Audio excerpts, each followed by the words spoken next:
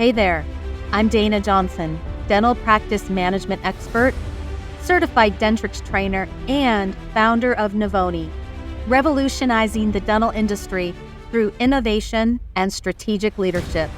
It wasn't long ago that I lived in your shoes, navigating the daily challenges of managing a dental practice with the hopes and dreams of having a productive schedule, money in the bank, and getting home on time to my sweet daughter. After 25 years working in the dental practice and 17 years as a certified Dentrix trainer, I found my life's work, helping dental teams one-on-one, optimizing their systems and software. If you are looking to create the thriving dental practice you have always dreamed of and empower your high-performing dental team, you are in the right place. Let's get started. So I just want to dive in a little bit deeper into the pre-visit checklist that we talked about last week. We talked about several things in the pre-visit checklist, checking insurance eligibility for patients, gathering insurance benefit and coverage information, talked about electronic forms and how it syncs data into your Dentrix software. We talked about getting consent forms completed, checking lab cases. So there were lots of things in the pre-visit checklist that we talked about. What I want to do is dive in a little bit deeper in the insurance eligibility topic, just because of the trickle down effect that it has on several of your office systems. Collecting accurate and up-to-date patient insurance information can have a trickle down effect into really kind of three areas of your practice. Number one is it ensures that you're sending out clean claims. Okay. Our goal is to get 100% clean claims, and checking insurance eligibility is one way to do that. Number two is treatment estimates. So do you want to be able to get treatment estimates accurately in your practice? And then number three is we want to control your accounts receivable. So those are the main three trickle down effects that will happen with a direct response to if you are or are not checking insurance eligibility for your patients for the next day. So let's talk about each one of those in a little bit more detail. Number one is your claim denials. If you have a patient coming in and they have different insurance and you don't check, and the patient walks out and you bill their old insurance plan, it's going to deny, right? I mean, that's just what's going to happen. You're going to send in the claim, you're going to get a denial or a rejection because the insurance is not eligible. Now, I had a practice up in Wyoming, and they were so short-staffed that they didn't have time. That was one thing that they had to put on the back burner was insurance eligibility. They just didn't have time for it. And so when we started working together, we put a process in place. We added Dentrix Insurance Eligibility and Eligibility Pro so that it was auto-checking all the patients on the schedule and checking their insurance eligibility. Checking eligibility is number one. Now, if you don't have time to get all the coverage tables updated and get all the maximums and deductibles, up to date, eligibility, at least at the minimum, should happen. So when we put insurance eligibility, Dentrix Insurance Eligibility Pro in place, we reduced their insurance denials by over 30%. I mean, think about the time savings in just adding that one feature. And so when you have insurance denials, you might not get the denial for a couple weeks. And then you get the denial, there's no eligibility, like their eligibility expired maybe the month before. So now you're having to reach out to the patient, get the new insurance information, update their family file, resend the claim. I mean, that's extremely time consuming. I mean, what if we just stopped the scramble after the fact and did the work beforehand, before the patient walks in the door. So I'm not saying Dentrix insurance eligibility is the end all be all, but I do feel that it is one of the best ones on the market. And it's the easiest to use because it's built natively in your Dentrix software. So that's my first choice is just there's other ones on the market. Of course, if you're already using another software, just make sure that you're using it appropriately so that we can reduce those insurance denials significantly. Our number one goal is to send out 100% clean claims, because if you send out a clean claim, it goes through auto adjudication. The claim gets paid in just a few days, usually. If you have ERAs in place, then you might have that money land in your bank account within a couple days of the patient appointment. So that is number one, is reducing claim rejections, claim denials by checking insurance eligibility on your pre-visit checklist. Number two, the other trickle down effect of checking insurance eligibility is treatment estimates. And so I was working with a practice recently, and they are checking insurance eligibility. They are getting really good benefit information. However, their insurance estimates, like their estimating, is still not accurate, and they're very frustrated. And so this is kind of a next step, not just eligibility, but also getting benefit information into the computer, because this office, their goal is that anybody in the practice can generate a patient treatment estimate and feel confident that it's accurate when they hand it to the patient. That's their goal. And I'm helping them get there. And we will get there, because I trust that if they get the numbers, if they get the data in the computer accurately, Dentrix knows how to do math. Computers know how to do math. We just have to give them the right information. It's like any computer. If you input the right data, it will spit out the right data.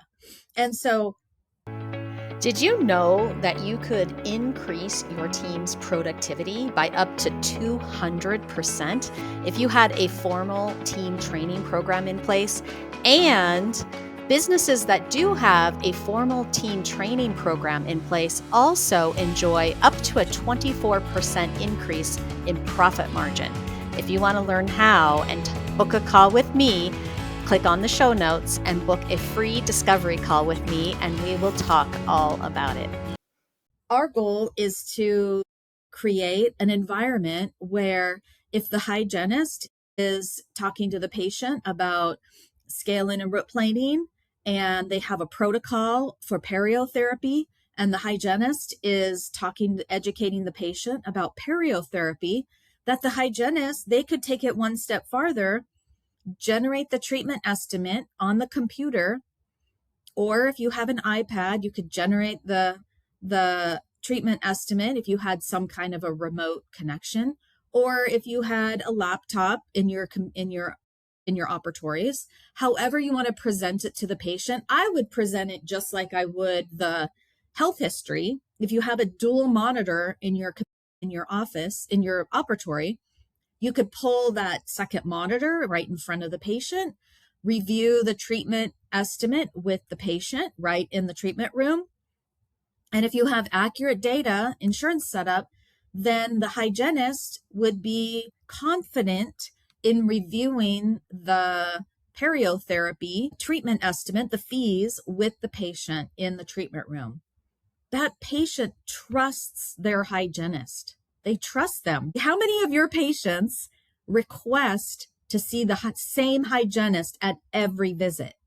How many pop-up notes do you have in your software about Dayna only wants to see Janie for her hygienist, for her hygiene visits? Okay, we trust our hygienists.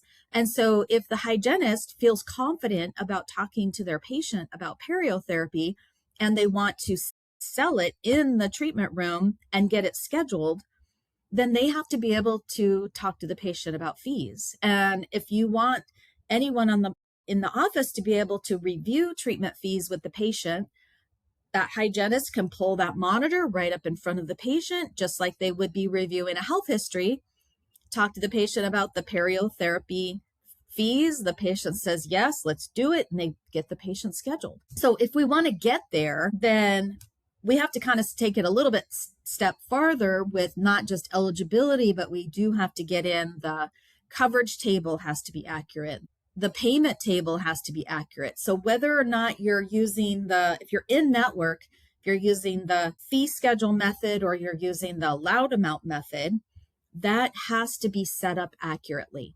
Okay. So if you don't know, if I'm talking a foreign language to you, like I don't even know what the allowed amount method is, I don't even know what the fee schedule method is, then what I would really ask you to do is either search my blog posts and find one of my blog articles about fee schedules versus allowed amount. Read up on that.